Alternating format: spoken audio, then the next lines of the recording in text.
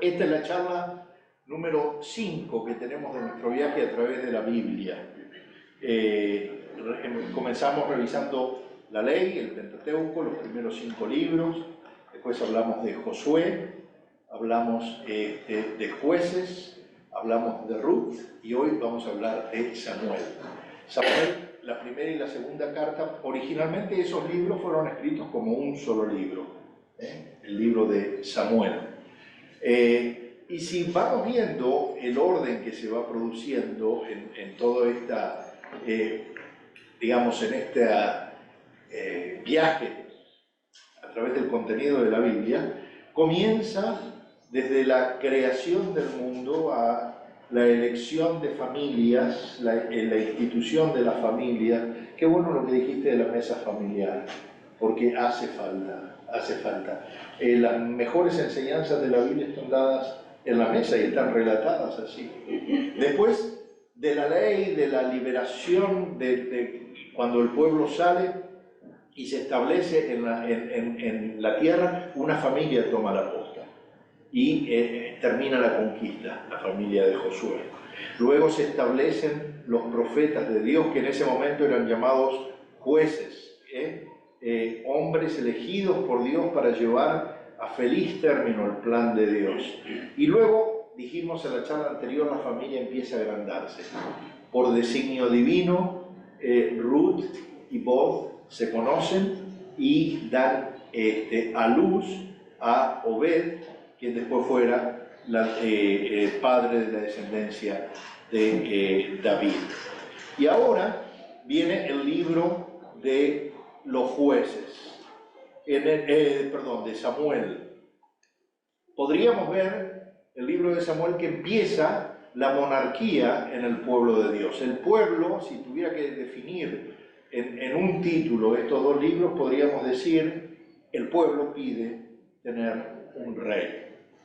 Y vemos la figura del Padre, de Dios Padre, en el Rey de Reyes, el Rey, el dueño del reino, el Padre.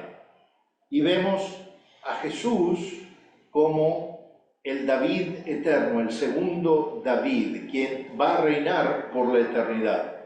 Y vemos el trabajo del Espíritu Santo en este libro a través del aceite de la unción.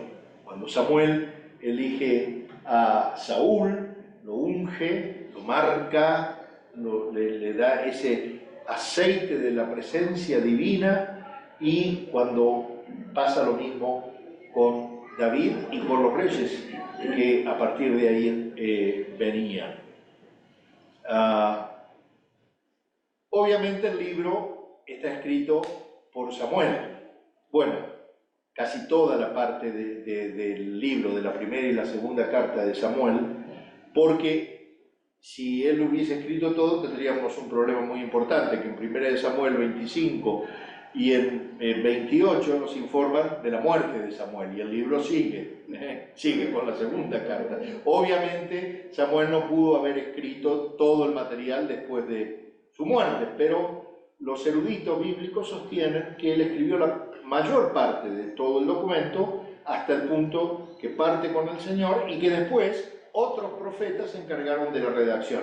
Y citan para esto el libro de Crónicas, primera de Crónicas 29-29, dice, porque son libros paralelos, Samuel, primera y segunda, Reyes, primera y segunda, y luego del exilio, Crónicas, relatan más o menos hechos paralelos. Y en Crónicas dice, en cuanto a los acontecimientos del reinado de David, están registrados de principio a fin en los registros del vidente Samuel. Vidente era profeta, el vidente es distinta a la concepción de lo que hoy tenemos por la palabra vidente. Hoy en vidente es adivino, pero a los profetas en esa época se les llamaban videntes. El vidente Samuel en los registros del profeta Natán y en los registros del vidente Gad. Aparentemente este Gad, que después no se menciona en ningún otro lugar de la Biblia, Natán sí aparece, podría ser el que terminó de escribir la segunda carta de Samuel. Bueno, y la historia es que como último juez de Israel fue la figura de transición de una confederación de tribus, una vida tribal en los tiempos de los jueces, a una monarquía unificada. Él unge a Saúl y luego a David como los primeros reyes de Israel. El primer libro comienza con el nacimiento del profeta Samuel, que también fue milagroso, porque su madre, Ana, no podía tener hijos. Y entonces, a la vejez, el Señor le da hijos a Ana y a Elcana, y tuvieron esos acontecimientos lugar en el siglo XI antes de Cristo, 1100 años antes de que apareciera Cristo en la historia. Y termina el segundo libro de Samuel hacia el final del reinado de David, que fue en el año 970 antes de Cristo, o sea, más o menos 1130 años. Y el propio texto nos da pruebas, digamos, de que se escribieron los hechos después de que los hechos acontecieron. Es un libro que se terminó de escribir en retrospectiva. Por ejemplo, vemos que hay expresiones que dicen y hasta el día de hoy, y eso quiere decir que está relatando tiempos de ayer, hechos del ayer, que llegan hasta el día de hoy, hechos que tuvieron antes de la época en que se está redactando. Y además, en 1 Samuel, al final, nos dice que, voy a leer, y aquel día Aquis le dio Siclac, desde entonces permaneció en los reyes de Judá. Entonces, esta afirmación de esa concesión del terreno se da mucho después de los hechos que están relatándose. Todo parece indicar que el libro lo terminó de escribir un cronista, un historiador oficial, y el propósito principal de estos dos libros es registrar precisamente ese paso desde las tribus a la monarquía, un momento clave en el desarrollo del plan revelado completo de Dios. ¿Por qué? La realeza, ante todo, es el cumplimiento de una profecía. Dios ya en Génesis le había dicho a los patriarcas que desde de ellos iban a descender reyes. O sea, esto no es algo que irrumpió en la historia, era parte del cumplimiento de una profecía. Y la gran promesa que Jacob le hace a Judá, a su hijo, es que los descendientes de Judá iban a tener el cetro. Y cetro significa gobierno de un rey. Y dice que la tribu de Judá iba a tener ese cetro. Pero además de eso, Génesis 49 nos dice que la realeza del pueblo de Dios va a culminar con un soberano supremo que nunca va a terminar su reinado, está anticipándose a Jesús. Entonces, la introducción de la monarquía es un plan de Dios. Pero acá viene un problema, porque cuando el Señor le dice a Samuel, no te están rechazando a vos, me están rechazando a mí, no es que Dios estaba en contra de la monarquía.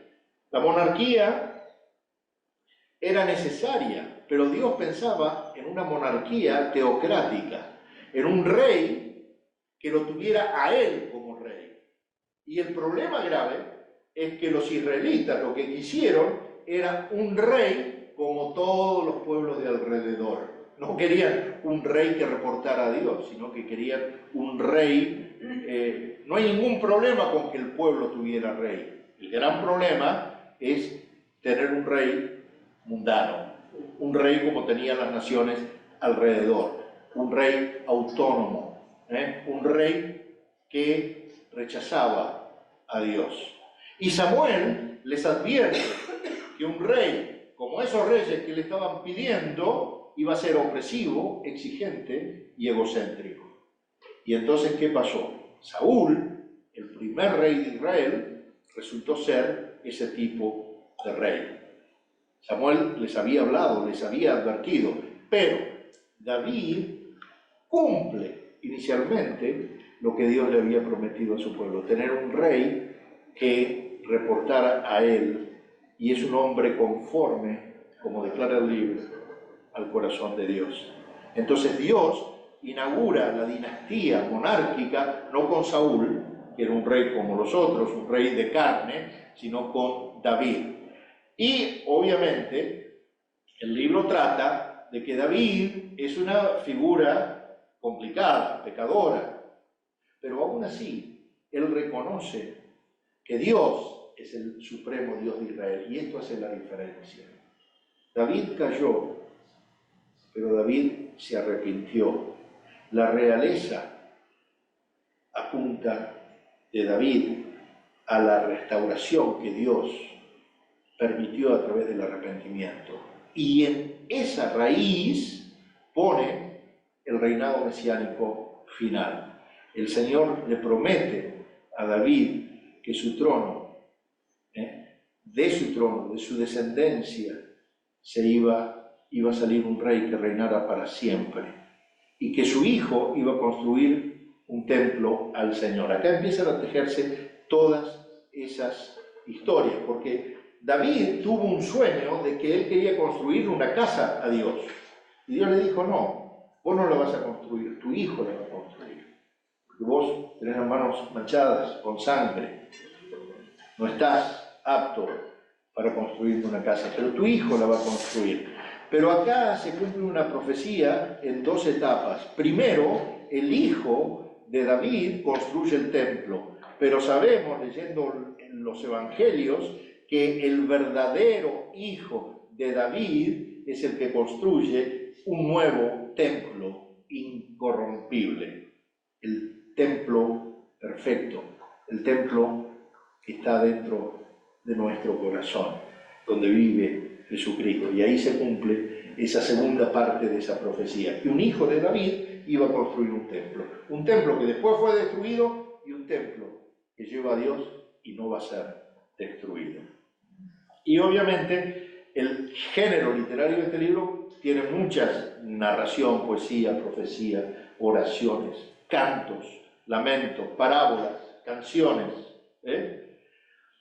Y el autor bíblico se centra primordialmente no en el pueblo, sino en la monarquía, y en tres reyes: en Samuel, en Saúl y en David. Y luego, hablando de David, todos los problemas que el pecado de David trajo, como la rebelión de Absalón, la división del reino después. Entonces, para ir completando, ahora voy a dar una aplicación práctica, porque mi esposa me dice siempre: no des un mensaje solamente histórico, tratá de que, como vos decís, acuérdense, yo siempre digo la palabra, ¿qué dice? ¿Qué significa? Y cómo lo aplico. Y hasta ahora le voy contando el qué dice, la parte histórica de toda esta narración, pero ya vamos a entrar en eso. ¿Qué significa? Primera de Samuel 9:31 nos habla de el intento fallido del reinado de Saúl. Narra el nombramiento de la unción, el buen comienzo que tuvo hasta que decidió tomar el lugar de Dios. Porque por no quedar mal con el pueblo, para que la gente no se dispersara, que los guerreros no se dispersaran, él ofreció sacrificios, a pesar de que el Señor dijo: los sacrificios me los va a ofrecer Samuel, el sacerdote, no vos, el rey. Y ahí se descalificó. Y después sigue todo el libro, la segunda carta de Samuel, o la segunda parte del libro, con tres grandes secciones de David, del reinado de David. Primero, hasta el capítulo 9, describiendo el ascenso de David, y después la consolidación y la conquista de todas las naciones, el favor de Dios que le dio a David para conquistar todos los otros pueblos. Pero después, en la segunda sección, nos habla de la complacencia que tuvo David con el pecado y de la caída que tuvo. Esa tarde que se paseaba por el balcón por haberse quedado tarde, de que se había levantado tarde y vio a Betsabé y la deseó con sus ojos. Pero esto venía de antes, seguramente. Pues la pregunta es: ¿qué hacía que no fue a la guerra? Y el punto crucial de esta parte del libro es el adulterio de David con Betsabé y el asesinato de Urías. Y como el profeta Natán lo confronta, le dice: ese hombre eres tú, ese que robó la propiedad del otro eres tú. Y él paga un precio, porque su primer hijo, el hijo de Betsabé, muere, el hijo de él y Betsabé, el primero, y después nace Salomón. Y la tercera sección habla de cómo David se tuvo que enfrentar a rebeliones en su propio reino. O sea que el pecado tuvo consecuencias. No es que quedó como que nada hubiese pasado. El ascenso de David va seguido de grandes pecados. Y tanto Saúl, que pecó, como David, que pecó, tiene una diferencia. Hasta ahora van en paralelo. Crecen, se arrogan, pecan, pero ahora viene una gran diferencia. El pecado de Saúl lo llevó a la amargura, a la venganza y al odio contra David y contra todos los demás. Pero el pecado de David muestra constricción y remordimiento al pecado. Es la forma en que cada uno reacciona al pecado lo que los hace diferentes. El Señor perdona a David, aunque no elimina las consecuencias del pecado. Y acá tenemos una lección práctica para nosotros. Lo que hacemos tiene consecuencias en nosotros y en los demás. Y no podremos ser ilusos de creer de que todo eso va a pasar sin consecuencias para otros. Cuando dañamos la vida de otro, pagamos un precio y somos responsables de eso, aunque el Señor nos perdone, aunque ya no paguemos nosotros mismos el pecado porque Cristo lo pagó en la cruz, pero hay una vida que tenemos que restaurar, hay gente dañada que tiene que ser restaurada. Y así, desde ese corazón restaurado de David, arrepentido, el Señor levanta la dinastía mesiánica a través de David. Y obviamente todo el libro habla de la realeza, el reino, habla de la soberanía de Dios y habla también de el pacto de la redención de Dios con su gente. Los libros de Samuel, primera y segunda, encajan en un cuadro mucho más amplio que le venía diciendo desde el principio, de un plan de Dios redentor para la humanidad. Es necesario un rey, es necesario el rey. No hay salvación sin el Rey de Reyes y Señor de Señores. Eso es parte del plan. Y el Señor mete la mano en la historia y va haciendo cosas. Por ejemplo, Ana da luz a Samuel para que Samuel ungiera a Saúl y luego a David.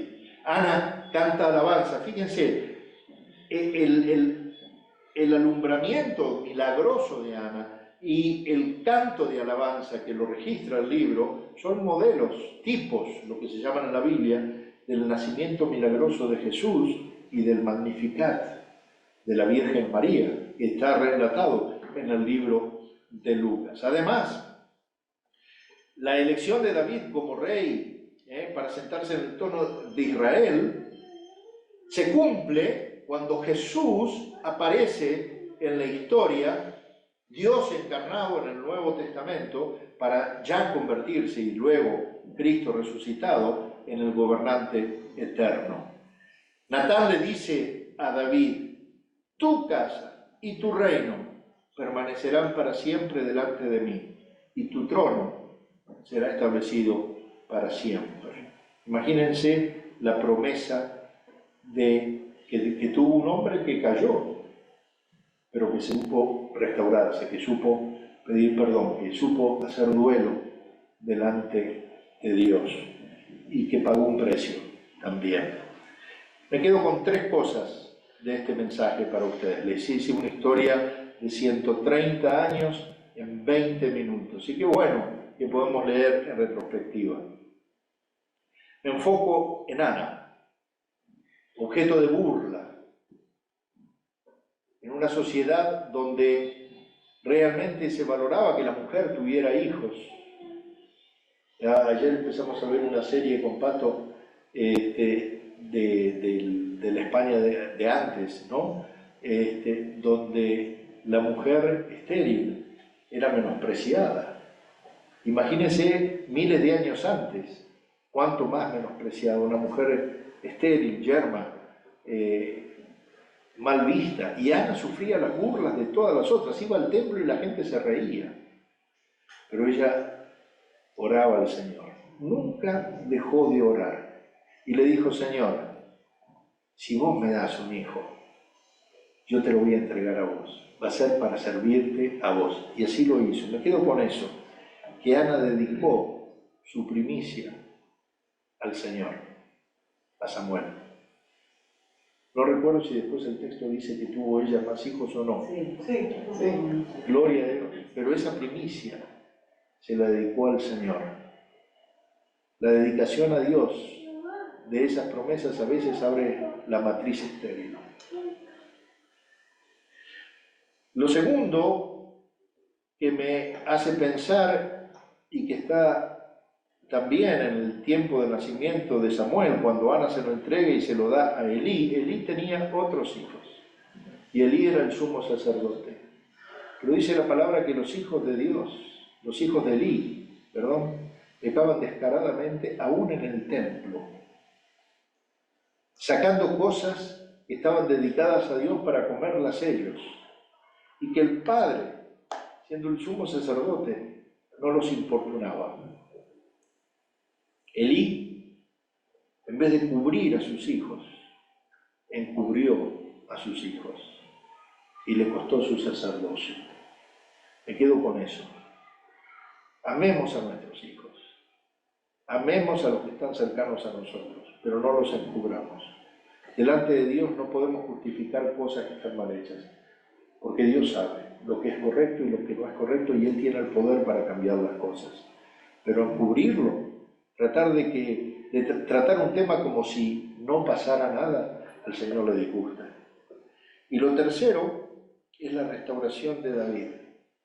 Qué ánimo saber, Dios quiera que a nosotros no nos pase lo mismo que a David, que tengamos que mandar a matar a alguien para tapar nuestro pecado. Pero que cuando el Señor nos confronta, como le pasó a David, podamos confesar y podamos ser restaurados. Que cuando el Señor nos manda siervos de Dios para confirmarnos su palabra, podamos enmendar, podamos corregir. De eso se trata la vida cristiana, la vida en el Señor.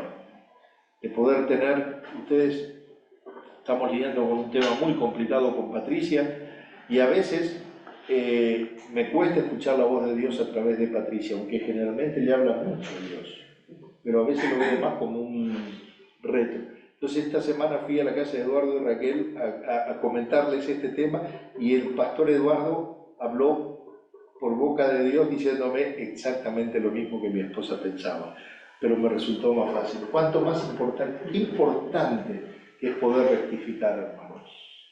Cuando uno se está equivocando, no ser necio y rectificar. Porque ¿qué pasa? El necio desconoce a Dios. El que sabe rectificar puede ser restaurado. Y no estoy hablando de un pecado nuestro, pero ¿cuántas veces los pecados de otros se pueden convertir en problemas nuestros por no saber rectificar a tiempo? Así que nos quedamos con esas tres cosas, los tres takeaways. Tengan fe en seguir orando a pesar de que no vean su promesa cumplida, dedíquensela al Señor. No encubran, cubran. El amor de ustedes cubra, que no encubra. Y que cuando sean confrontados puedan corregir. No sé si está bien, mi amor. Hasta acá la dejamos. Esta semana cumplimos 44 años de casados con mi negrita. Así que, el Señor les bendiga ricamente.